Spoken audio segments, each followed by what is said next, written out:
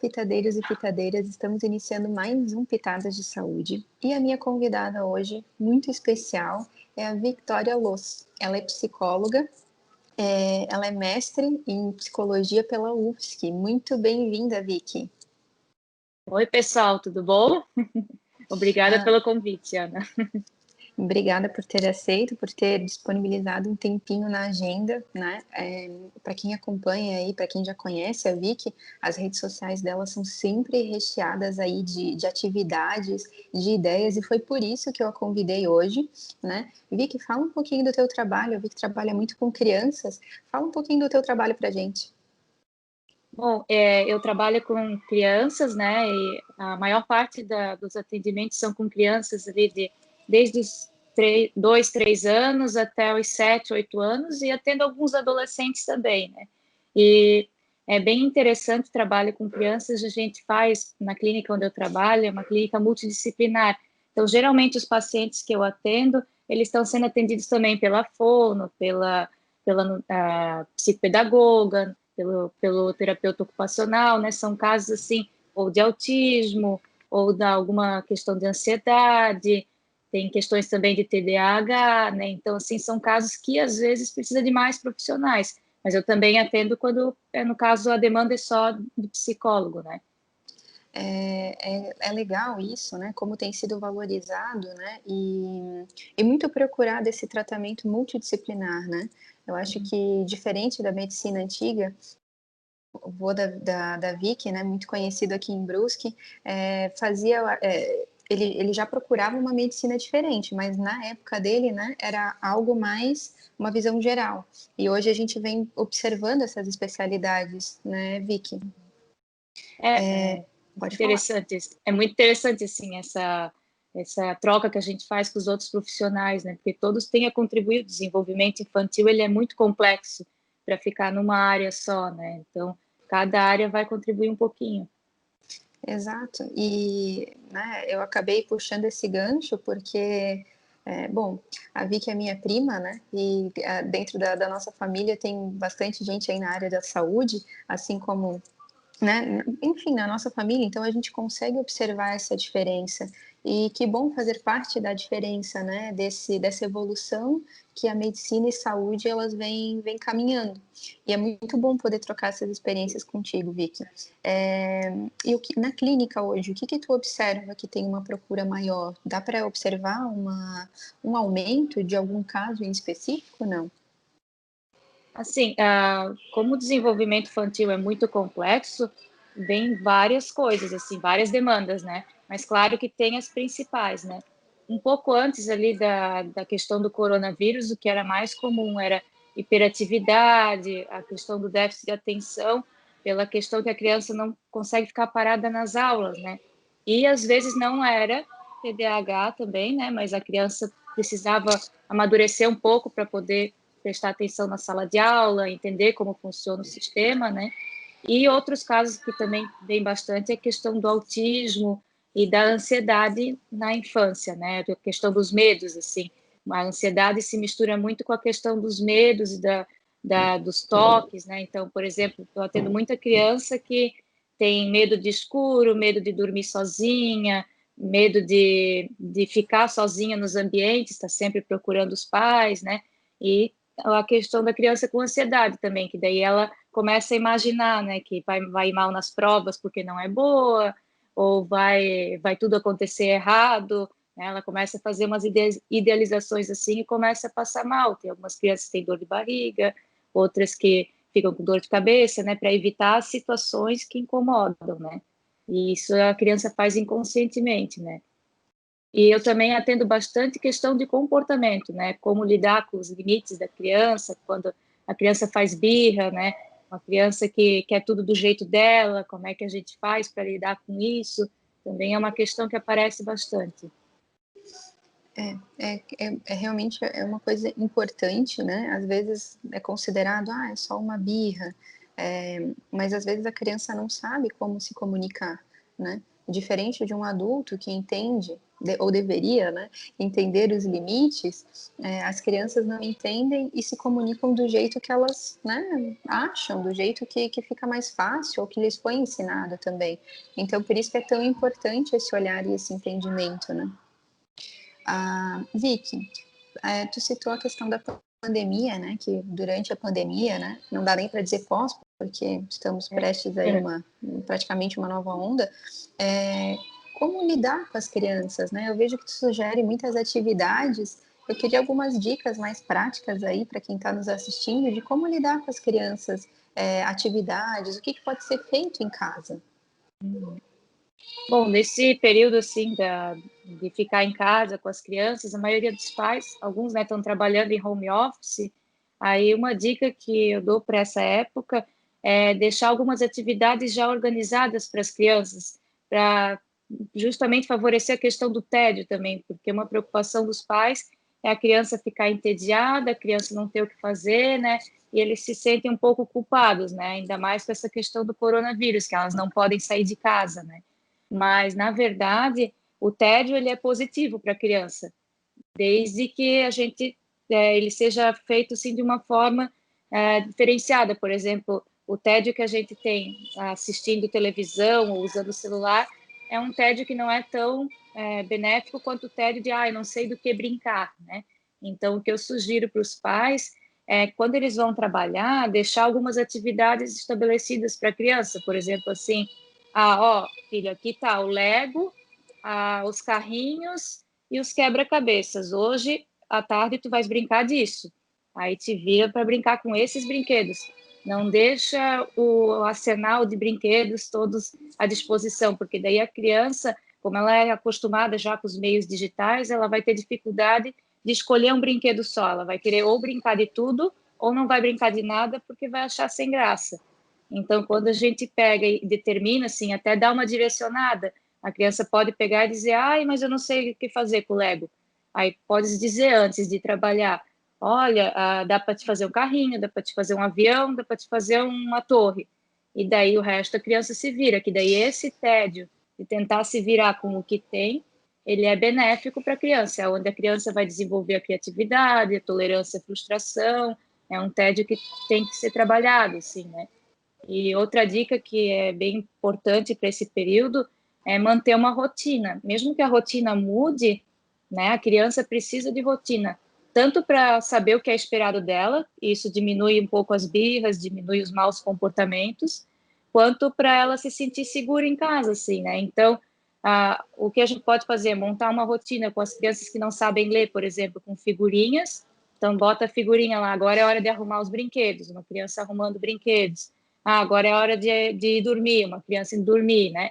E daí vai botando as figurinhas do que é para fazer, para ela ir se situando. A gente pede sempre para a criança olhar as figurinhas, e não a gente dizer o que tem que fazer.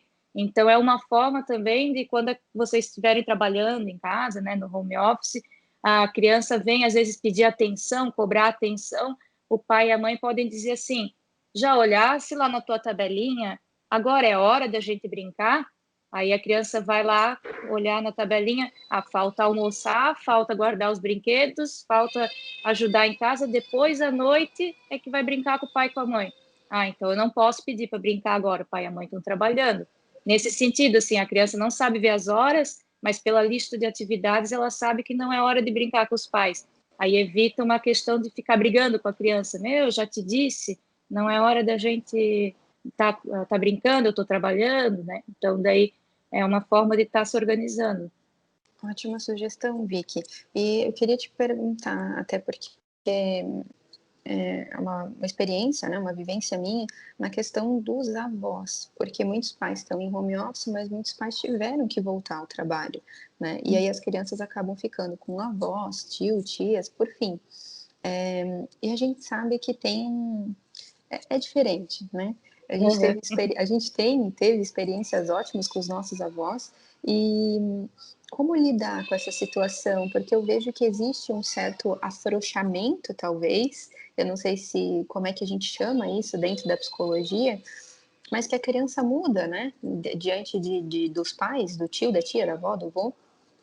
E seria importante manter essa rotina na casa dos avós? Como comunicar? Porque às vezes a mãe vai querer falar para a avó que tem que comer assim ou comer assado, e a avó não gosta de ouvir. Como fazer esse encaixe na rotina da criança?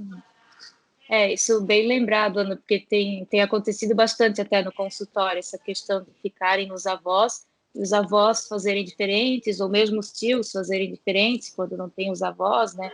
Mas o que eu oriento os pais é estar sempre conversando com os avós, assim, né? Das questões que são importantes para eles. Então, vamos pegar o exemplo da alimentação que falasse, né? Então, para nós é importante que a criança coma, então, frutas e verduras, ou que ela se alimente direito antes de ganhar uma lembrancinha, um docinho, né? Então, daí conversar com os avós, explicar a importância disso, pedir para que façam também, né?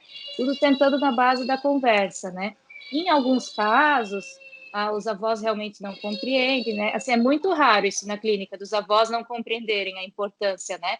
Mas caso aconteça, né, dos avós baterem o pé, de não quererem seguir as orientações dos pais, a gente sempre orienta os pais a conversarem com as crianças, independente da idade, e dizer, na casa da avó é a casa da avó, aqui em casa é as nossas regras, para a criança saber que na sua casa tem que obedecer os pais. Então, para ela ter essa divisão, assim, né, de que com os pais vai ter que obedecer, vai ter que fazer do jeito deles, e com os avós é de um outro jeito.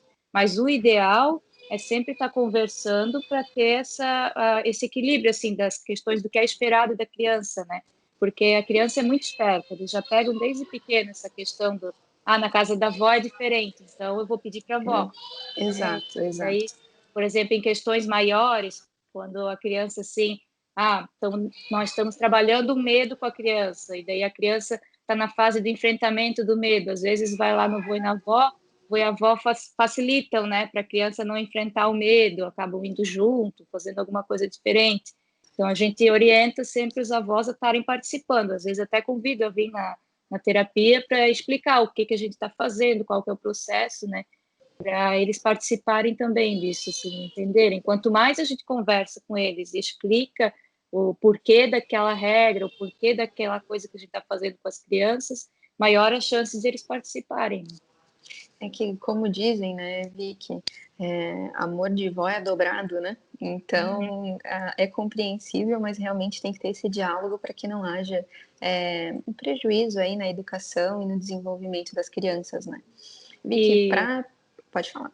Não, é que, assim, nessa parte ali dos avós também, puxando um pouco para o lado deles, é benéfico também essa flexibilidade, porque às vezes os pais são pais de primeira viagem, também fazem regras muito rígidas para as crianças, aí é bom os avós, assim, introduzirem, falarem, por isso que tem que ter esse diálogo, né? Conversar com os pais, dizer, olha, não é bem assim, vez ou outra um docinho não vai fazer mal, né? Até tu é nutri, é mais fácil falar dessa parte, né?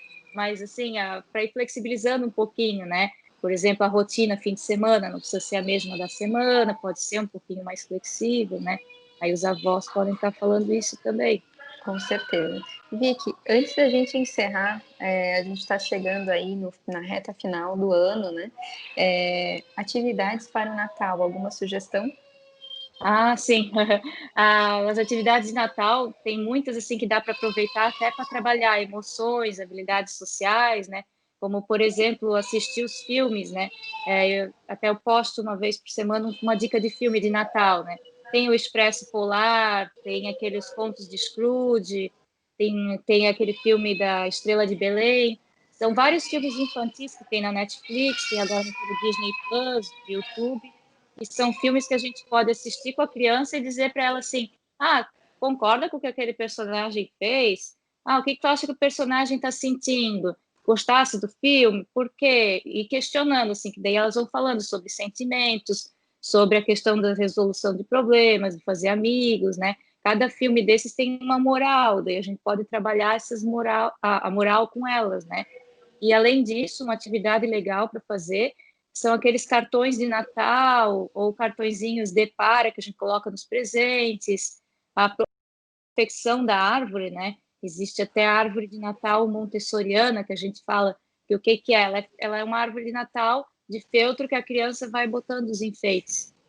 todas essas atividades que a gente puder incluir a criança, então, na montagem da árvore de Natal, ou de fazer os cartões, vai favorecendo essa questão da criatividade, da autonomia, porque ela vai se sentindo útil, ajudando em casa, e a questão dessas habilidades sociais, das emoções, né? Fora que ele quebra, ele cria lembranças bacanas, né, para as crianças. Com certeza. Vicky, foi muito bom, né, esse bate-papo, essa troca de experiência. Eu acho legal porque trouxesse bastante coisa para a gente colocar em prática, né? Com certeza vai ser de grande valia aí para quem está nos assistindo. As redes sociais da Vicky eu vou deixar aqui embaixo para vocês poderem acessar, porque realmente toda semana tem conteúdo novo, conteúdo de muita qualidade. Como eu falei, coisas boas para a gente usar no dia a dia, né? Não é nada impossível de fazer. Não, são coisas fáceis. E ela mostra ali, ela fazendo, então é muito legal acompanhar o trabalho dela. Eu vou deixar as redes sociais aqui para vocês. Vicky, muito obrigada. Queres deixar uma mensagem aí para gente? Bom, muito obrigada, então, mais uma vez pelo convite, né? E, pessoal, assim, o importante é estar presente na vida das crianças, assim, principalmente agora, nessa época do coronavírus e Natal chegando. Então, não se preocupem tanto com essa questão de dar presentes ou de favorecer, assim, estimular a criança com vários brinquedos, com várias atividades. O importante é a gente estar ali, estar interagindo com a criança, porque é isso que vai contar, elas aprendem muito pelo nosso exemplo. Perfeito, Vicky, muitíssimo obrigada. Um super beijo para você. E um beijo também para quem está em casa. Fique com Deus. Até o próximo Pitada de Saúde. Lembrando, as nossas redes sociais estão aqui embaixo para que vocês possam acompanhar um pouquinho mais do nosso trabalho. Super beijo, tchau, tchau.